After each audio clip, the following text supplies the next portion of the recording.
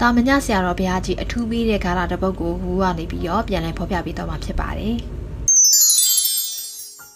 အုံတိဋ္ဌိဘုရားထိတ်မာထား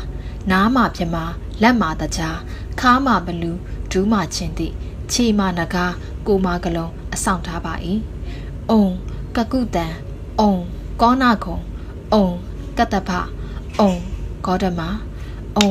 အရိမတယအုံဒီပင်ကရာမြတ်စွာဘုရားကိုကိုးကွယ်ပါ၏ဓာတ်တော်ဝင်မဟာဝင်အေရာဝင်မဟာဝိနိယောဘောဓိရှိတံဉာဏ်တော်18ပါအုံဖယားအုံတရားအုံတန်ဃာတော်နှင့်ရွှေအစင်းလားဥကောင်းတော်ကမြင့်မို့တောင်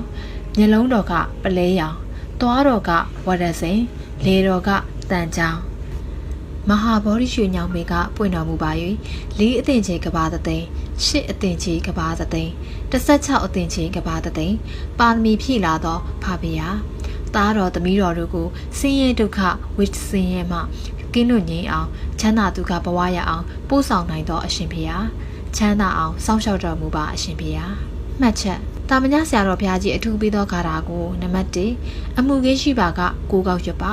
နံပါတ်2ပစ္စည်းပြောင်းရင်3ကောက်ရွတ်ပါ3နေတိုင်းမကောင်းရင်9ကောက်ရွတ်ပါ4ချမ်းသာခြင်းရင်12ကောက်ရွတ်ပါ5စစ်တိုက်သွားရင်5ကောက်ပြုတ်ပါမှတ်ချက်တရားတော်စေဖြစ်ရပါမယ်အဲ့တော့ကိုအာယုံပြုခြင်းဒီဖရာအာယုံပြု၍ရွတ်ဖတ်ပူဇော်နိုင်ပါတယ်ရှင်